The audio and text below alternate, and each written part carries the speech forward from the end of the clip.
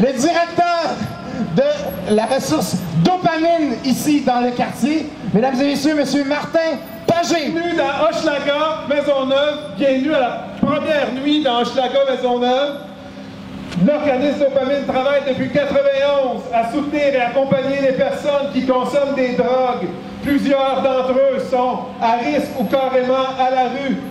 Dopamine offre des espaces sécuritaires pour les accueillir 7 jours par semaine, 365 jours par année. Je vous parle d'espace parce que les quartiers se transforment, se gentrifient, s'embourgeoisent. La place Valois en témoigne. Ici, nous sommes à Hochelaga et non pas à Houma. Le quartier ici n'y échappe pas. Les personnes de la rue ont de moins en moins d'espace et les personnes, les femmes, les hommes et les jeunes se retrouvent trop souvent isolés et mettent leur vie en danger. Nous sommes en pleine crise des surdoses au Canada, plus de 12 000 morts. 12 000 décès, plusieurs d'entre eux étaient à la rue. Il faut non seulement reprendre la rue, mais aussi créer des espaces afin de renverser cette situation. Pour ce faire, il nous faut des espaces physiques et sécuritaires, tels que des centres de jour, des maisons d'hébergement, des centres pour femmes, des auberges du cœur, des logements communautaires et des maisons de chambre.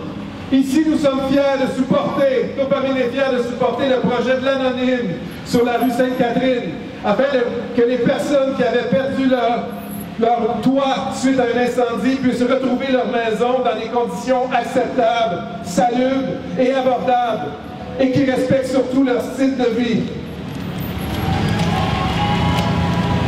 Le logement est un droit, et personne ne devrait être exclu pour des causes de leur statut, de leur santé physique et mentale, ou à cause de leur style de vie. Réduire les injustices sociales et la stigmatisation des personnes en situation d'itinérance, c'est de montrer de la compassion pour les personnes qui sont dans cette situation de vie. C'est d'informer et de reprendre les médias, les décideurs et les politiciens quand ils sont en train de stigmatiser les personnes. Et c'est surtout d'inclure de manière significative le leadership des personnes concernées. Et finalement, c'est de démontrer notre amour, notre engagement et notre solidarité aux personnes de notre communauté. Bonne nuit, gang!